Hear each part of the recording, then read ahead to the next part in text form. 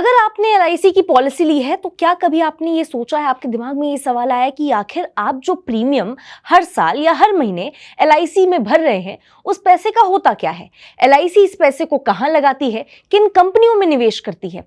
क्या आपके प्रीमियम से पैसा जो है शेयर बाजार में भी जा रहा है? अगर हाँ तो कितना पैसा?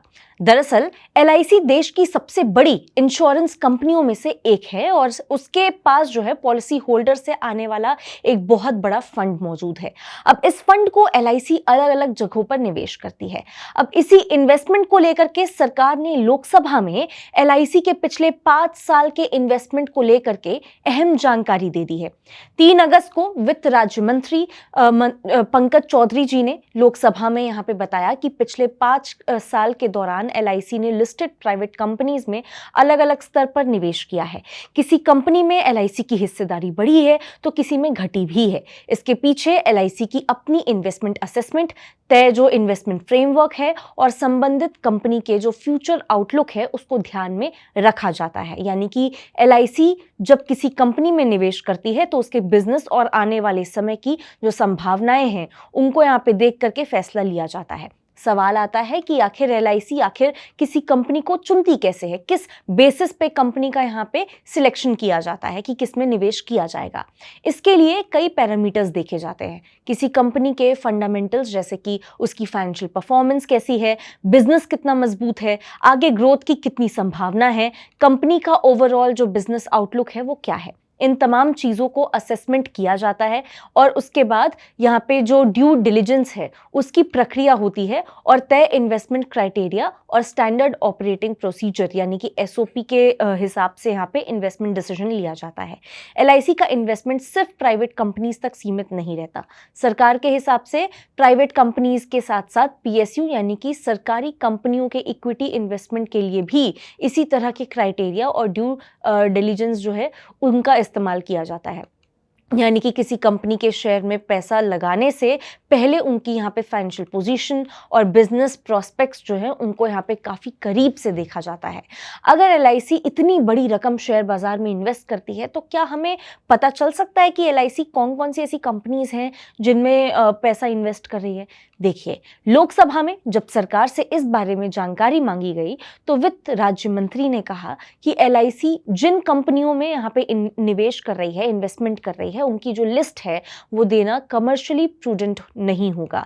सरकार के हिसाब से इससे एलआईसी के फाइनेंशियल इंटरेस्ट जो है वो प्रभावित हो सकते हैं। इसीलिए एलआईसी के पूरे इन्वेस्टमेंट पोर्टफोलियो की ऐसी विस्तृत कंपनी वाइज जानकारी सार्वजनिक नहीं की गई है। देखिए, अब सबसे जरूरी बात, एलआईसी के इन इन्वेस्टमेंट पर नजर कौन रखता है? देखिए, एलआईसी के इन्वेस्टमेंट डिसीजंस ना कई रेगुलेटरी फ्रेमवर्क के तहत आते हैं। इनमें इंश्योरेंस एक्ट 1938, एलआईसी एक्ट 1956, एडाई की जो इन्वेस्टमेंट रेगुलेशन है वो, और सेबी की गाइडलाइंस और आरबीआई के रेगुलेशंस शामिल हैं। इसके अलावा एलआईसी की अपनी इंटरनल इन्वेस्टमेंट पॉलिसीज भी हैं जिन्हें यहाँ पे इन्वेस्टमेंट कमेटी और बोर्ड के जो अप्रूवल है वो मिलता है। अब यहाँ यानी कि एलआईसी के पास ना इन्वेस्टमेंट को लेकर के अपना एक पूरा फ्रेमवर्क मौजूद है। इसी फ्रेमवर्क के तहत ये तय किया जाता है कि किस तरह के जो असेट्स हैं उसमें कितना पैसा लगाया जाएगा, किस सेक्टर में कितना एक्सपोजर रखा जाए और किस इन्वेस्टमेंट में रिस्क कितना बड़ा होने वाला है। इसके बाद आता है ऑडिट और मॉनिटरिंग का सिस्टम। देखिए, एलआईसी के इन्वेस्टमेंट ट्रांजैक्शन से जुड़े चेक्स और कंट्रोल्स को यहाँ पे कॉन्करेंट ऑडिटर्स वेरीफाई करते हैं। इसके अलावा statutory auditors, system auditors, IFC auditors और जो इंफॉर्मेशन सिस्टम ऑडिटर्स हैं वो भी अलग अलग स्तर पर जो प्रोसेस है और जो सिस्टम है उसकी जांच करते हैं। यानी कि इन्वेस्टमेंट प्रोसेस की निगरानी के लिए कई लेयर्स मौजूद हैं। एलआईसी अपने इन्वेस्टमेंट पोर्टफोलियो की समय समय पर समीक्षा भी करती है। इसमें देखा जाता है कि इन्वेस्टमेंट से मिलने वाला जो रिटर्न है कैसा जा रहा है और किस हद तक रिटर्न मिल रहा है, कितना रिटर्न मिल रहा है और वो मार्केट के बेंचमार्क के हिसाब से कहाँ खड़ा रहता है। अब इसके लिए एलआईसी एनएससी 200 और एनएससी 100 जैसे जो इंडिसेस हैं उसमें यहाँ पे अपने रिटर्न की तुलना करती है।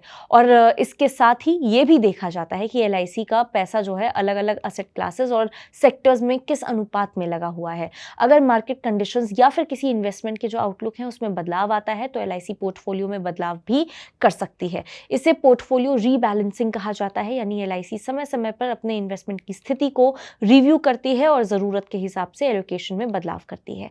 इसके अलावा एलआईसी के जो इन्वेस्टमेंट है, इन्वेस्टमेंट मैनेजमेंट में स्टॉप लॉस मैकेनिज्म का भी इस्तेमाल किया जाता है। इसका मकसद किसी शेयर की कीमत में बड़ी गिरावट आने पर उससे जुड़े हुए जो रिस्क है उनको मॉनिटर करना है।